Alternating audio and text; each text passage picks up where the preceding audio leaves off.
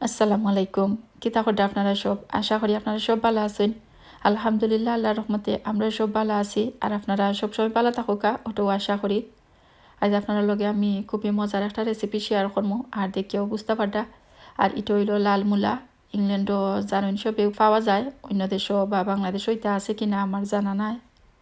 একটা বাড্ডা আমি 2টা প্যাকেট আনছিলাম, ও 2 প্যাকেটের মূলা আমি একটা ক্যালেন্ডারও লইলাম। আর দেখেও বুঝতে পারটা এটা কত ছোটো ছোটো। ক্যালেন্ডারে লইয়া আমি কিন্তু দই লাইমু, দইয়া কাটি লাইমু। আমি এক একটারে 2 টুকরা করে খাড়ছি, আপনারা চাইলে আরও ছোটো করেও খাড়তে পারবা আপনার ইচ্ছা। এই মূলার কালার খুব সুন্দর, দেখতে খুব ভালো লাগে।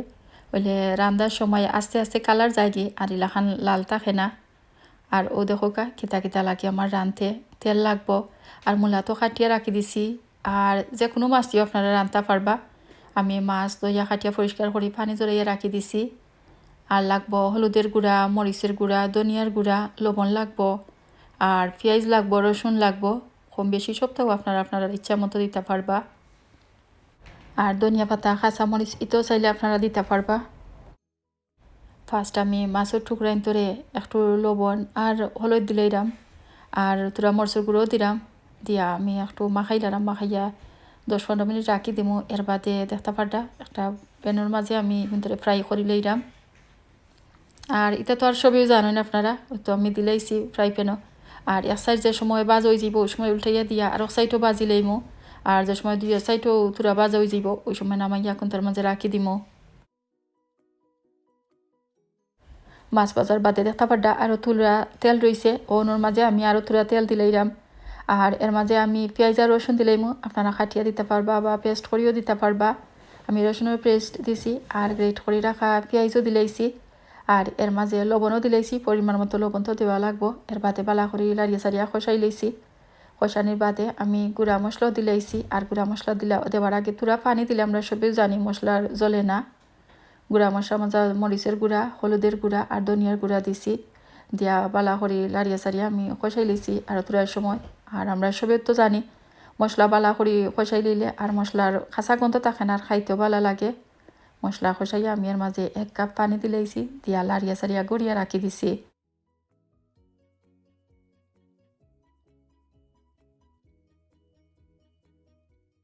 4-5 মিনিট বাদে আমি এর মাঝে খাটিয়া মূলা রাখছিলাম, ও মূলা দিলাইলাম।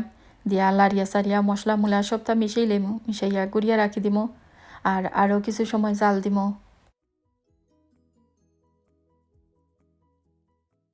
মাঝে মাঝে লাড়িয়ে দেওয়া লাগবো যাতে জ্বলে না, কোনো সময় দেখা যায় খেয়াল না করলে কোনো সাইডে দিয়ে জ্বলি যায়।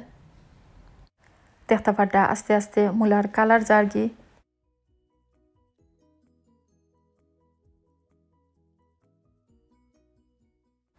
কিছু সময় মূলা কষাই লেছি আর দেখতে পারটা মূলার পানিও কমি যার। তখন আমি ওনার মাঝে আরও পানি দিলাম, যেহেতু তখন জল রাখতে চাই না এখন পানি দিলেইতে পারবা। পানি দিয়া লাড়িয়া সারিয়া আমি মিশাই লেছি, মিশাইয়া গড়িয়া রাখি দিমু। আর আরও কিছু সময় জাল দিমু যাতে মূলা মোটামুটি সিজে যায় আর কি। আরও 5-7 মিনিট রাখলে যেমন পুরো হয়ে যাইব। ও পর্যায়ে আমি বাজিয়া রাখা মাছ দিলাইলাম। মাছ দিয়া একটু লাড়িয়া সারিয়া দিলাম যাতে নিচের দিকে বা জলের মাঝে ডুবি থাকে। তুরা লাড়িয়া দিছি, দিয়া আমি গুড়িয়া রাখি দিলাম। দিয়া 5-7 মিনিট জাল দিমু। মূলাও সিজি গেছে আর মাছও ভাজা আছে আর বেশি সময় লাগতো না। 5-7 মিনিট জাল দিলেও ওই যাইব। তো 5-7 মিনিট হয়ে গেলে আমি এর মাঝে তোরা দিলাম ধনিয়া পাতা।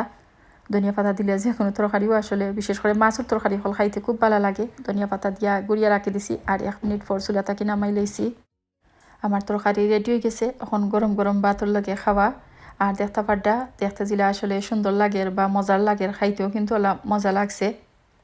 থ্যাংক ইউ সবরে অতখান ভিডিওটা দেখবার লাগি। ভালো লাগলে লাইক দিবা, শেয়ার করবার, কমেন্ট করে জানাইবা কিলা লাগছে। আর যারা এখনও সাবস্ক্রাইব করছেন না তারা সাবস্ক্রাইব করার অনুরোধ করলাম। সব ভালো থাকুকা, আজকের মতনও বিদায় নিলাম। আল্লাহ হাফেজ।